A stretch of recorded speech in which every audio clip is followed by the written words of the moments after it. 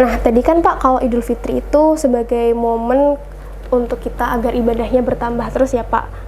Terus juga rata-rata kan pada saat Idul Fitri itu kita sungkeman, maaf-maafan gitu ya Pak. Kan momen memaafkan. Nah, gimana nih supaya kita tuh bisa memaafkan orang lain dengan tulus, terutama orang-orang yang mungkin aja pernah menyakiti kita atau membuat hati kita tuh sakit gitu loh Pak.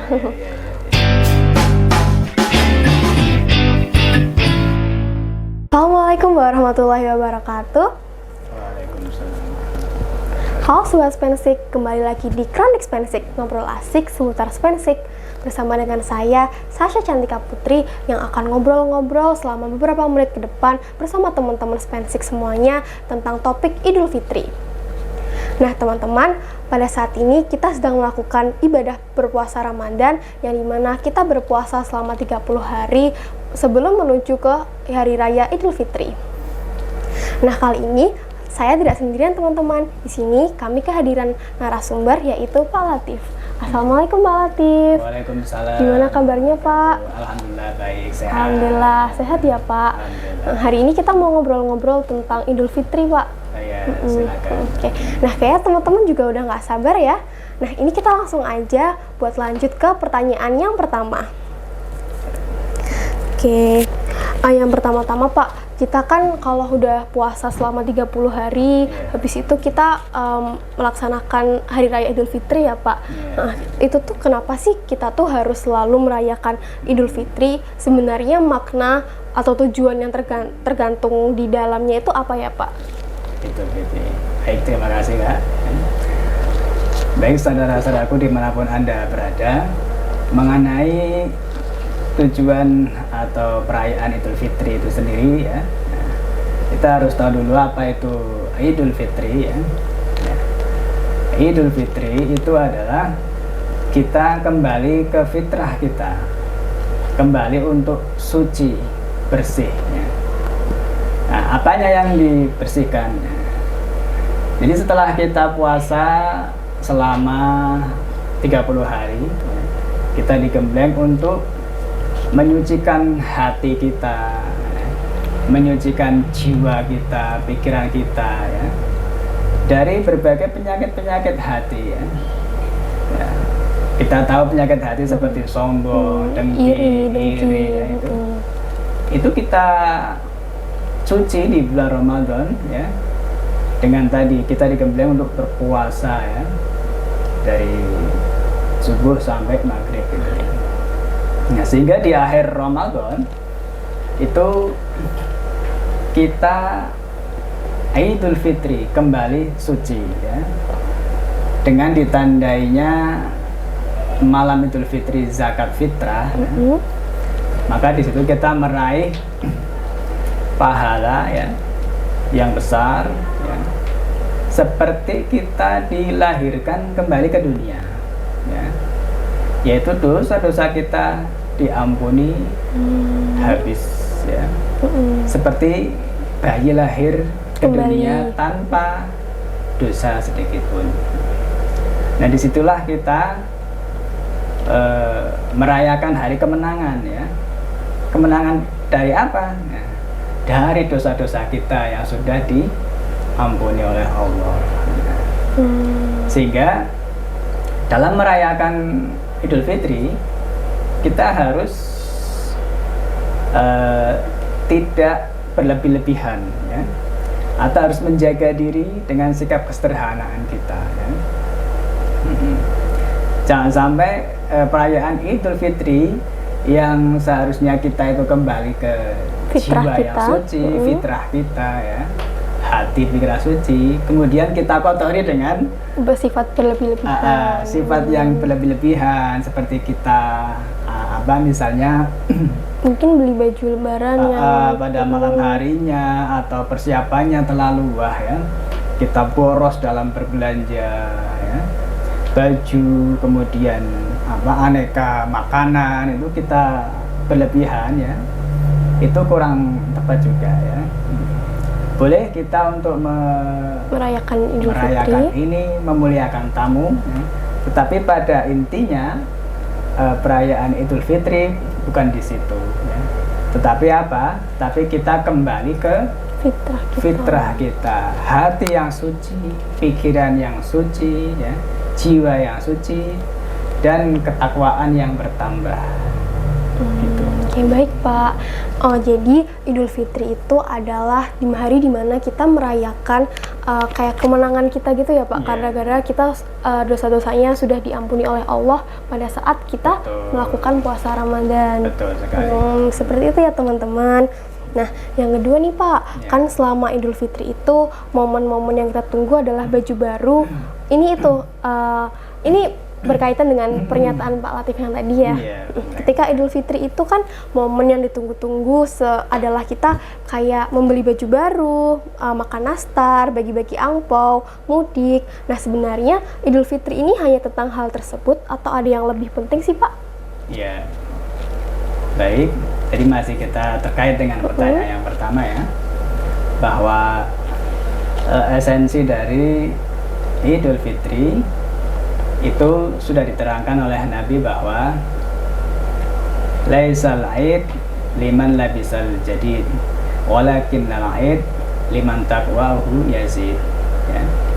Jadi Idul Fitri itu bukan tentang pakaian yang baru, kemudian rumahnya dicat supaya baru, ya, kemudian kita berbelanja aneka jajan, ya. Jadi itu ya, Idul Fitri itu bukan tentang itu, ya, substansinya. Tetapi apa? Jadi taqwa'uhu yazid, ya.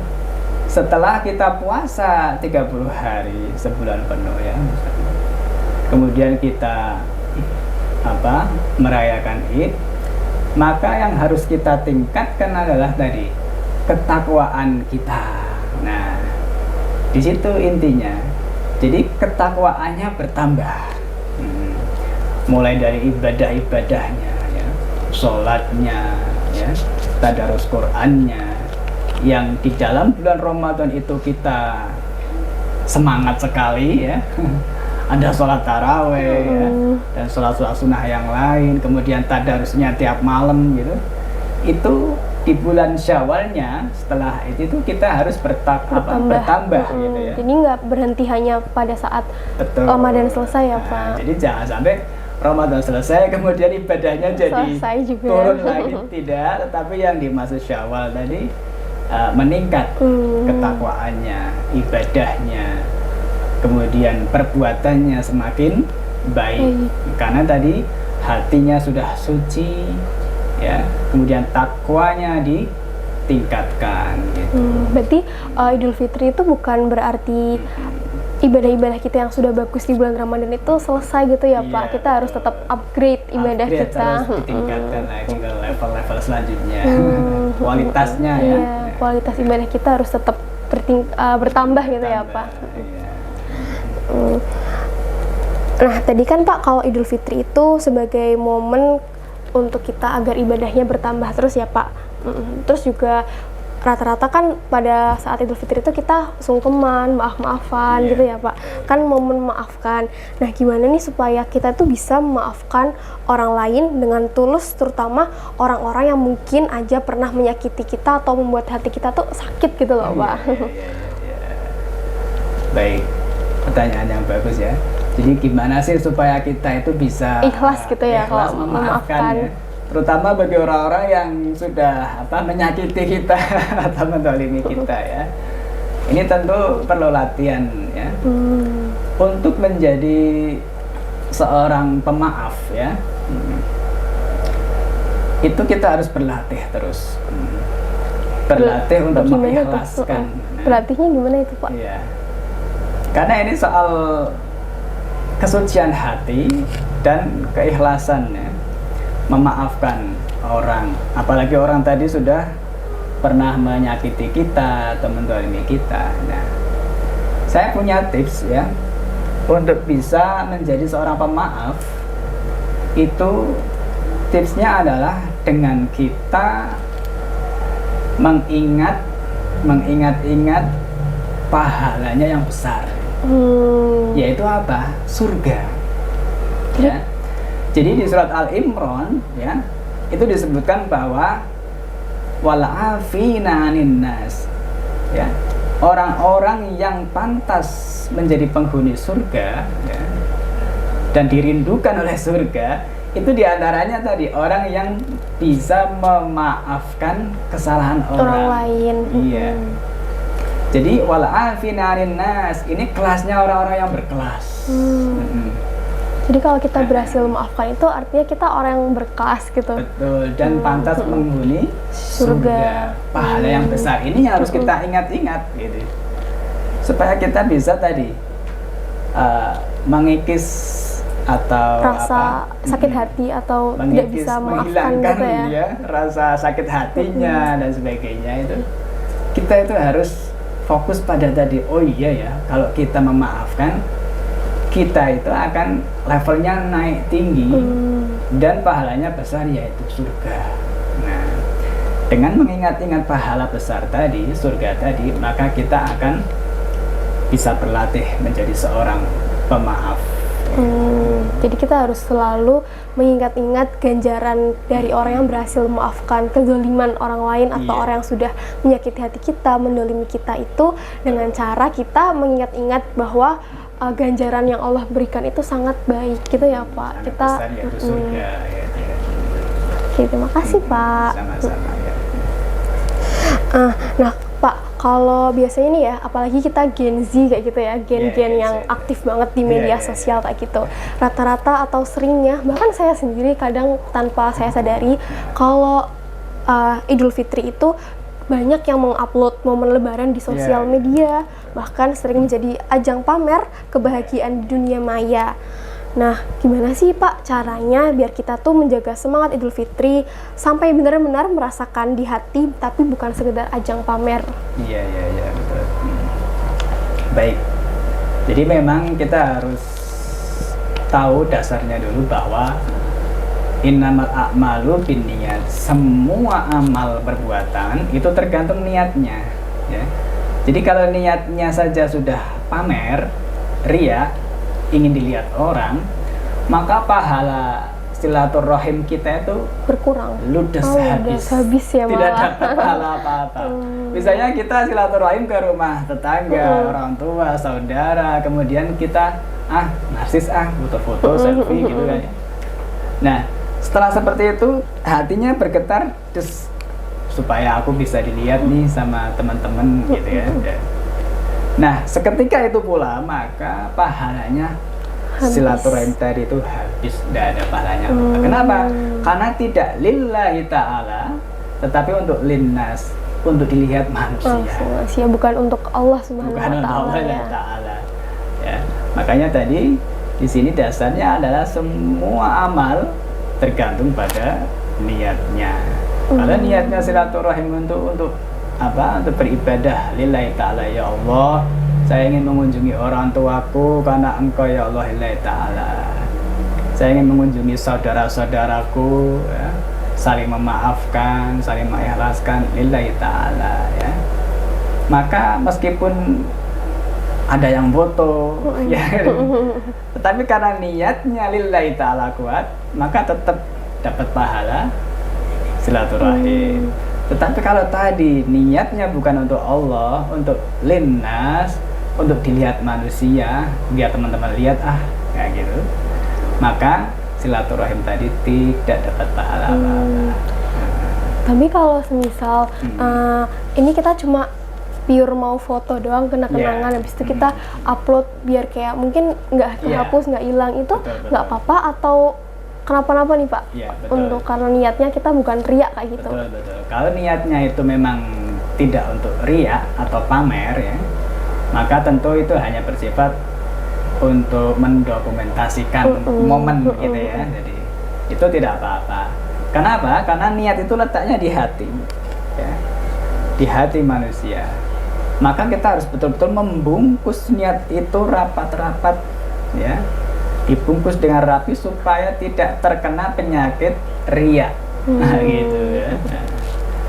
Jadi jangan sampai niat kita itu terkena dari penyakit riya, karena akan menjadi pahalanya bisa ludes, hilang gitu. Oke. Kan kalau Idul Fitri itu kita juga mengunjungi keluarga kita gitu ya Iya, Pak, iya. mudik kayak gitu. Nah, kan banyak nih Pak orang-orang yang rela mudik kayak gitu, yang menjadi budaya ikon di masyarakat Iya, iya, iya. Indonesia. Bahkan orang-orang yang mau mudik itu rela macet-macetan, rela menguras tabungan. Ya. Itu untuk silaturahmi itu, kenapa sih mudik itu penting untuk dilakukan? Iya. Jadi di tradisi kita di Indonesia itu ada tradisi mudik ya. Bertemu keluarga di kampung ya. Bertemu orang tua, saudara-saudara ya. Ini tradisi yang baik ya karena saling mengunjungi, Menjalin silaturahmi gitu ya? menjalin silaturahim ke keluarga orang tuanya. Nah, ini baik kenapa? Karena di samping kita itu ketika berjauhan, kita hanya bisa mengirim doa. Ya Allah, semoga orang tuaku di kampung sehat dan sebagainya ya. Tanpa adanya tatap muka bertawajuh ya. Maka doa itu tetap sampai pada keluarga kita. Setiap pada sholat kita berdoa untuk orang tua, keluarga, doanya sampai.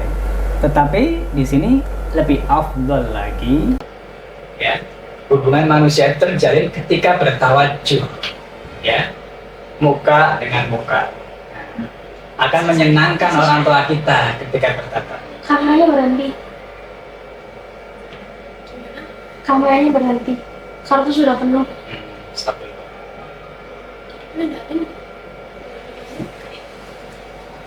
Sudah berapa menit? 16 menit. 15. 6. Tidak simpan lagi ya. Nah, kasih aja enggak ada keanin. Tapi tadi Enggak ada kesimpan ya. bunyi. Kesimpan ya. Simpan. Ya. Betul. Jadi tinggal lanjut Ini aja. matiin. Nyamatin belum? Belum. Kalau satu ini kita mau dikasih pakai gimana aja? Nah, ambil deh, kamu nggak cerita. Apa? Nanti kan pakai aja. Berarti udah full ya ini. Ya udah. Gimana nih mau Tadi diulangi? sampai mana ya Pak? Diulangi dari yang pertanyaannya ini. Tanya aja. Pertanyaannya Oh, yang mudik. Oke. Udah. Idul Fitri itu kan sebagai ajang Idul Fitri itu kan rata-rata masyarakat Indonesia tuh punya sebuah kayak budaya gitu ya Pak, tradisi di mana kita itu mudik atau mengunjungi keluarga kita yang mungkin jauh gitu. Iya. Nah itu kenapa sih Pak mudik itu penting untuk dilakukan? Iya. Baik. Jadi di Indonesia kita punya tradisi mudik. Kenapa itu dilakukan dan itu positif ya? Karena memang di samping seseorang ketika berjauhan hanya bisa berdoa, kirim doa ya, untuk orang tuanya, untuk keluarganya, saudara-saudaranya. Tetapi di sini ada momen khusus ya, yang bisa dirasakan bahwa manusia ketika bertemu saling mengunjungi itu akan lebih mengena di hati. Karena kita bisa bertemu langsung gitu ya sama Betul, betul sekali. Bisa bertatap muka dengan orang tua kita, dengan keluarga saudara kita, itu akan lebih mengena ya, daripada mendoakan jarak jauh. Sehingga tradisi di Indonesia, mudik di Indonesia ini positif ya, karena di sini saling mengunjungi, saling menyenangkan ya. Karena di Islam sendiri ada idkhulus surur ya, orang yang memasukkan kesenangan, kebahagiaan ya, dengan mengunjunginya, maka itu termasuk pahala yang besar, membuat orang tua kita yang kita kunjungi senang, keluarga kita yang kita kunjungi senang. Itu adalah pahala yang besar, pahala silaturahmi.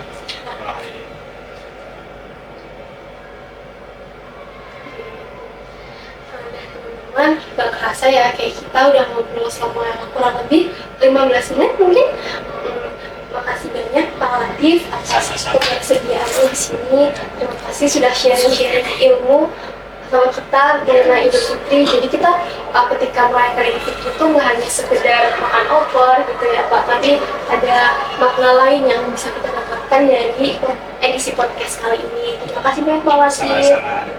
Terima kasih banyak juga buat teman-teman yang udah nyempetin waktu buat nonton episode ini. Jangan lupa like, comment, and share video ini ya teman-teman. Semoga dapat menjadi berkah untuk kehidupan teman-teman semuanya. Akhir kata, wabillahi taufiq wal hidayah. Wassalamualaikum warahmatullahi wabarakatuh. Waalaikumsalam. Waalaikumsalam.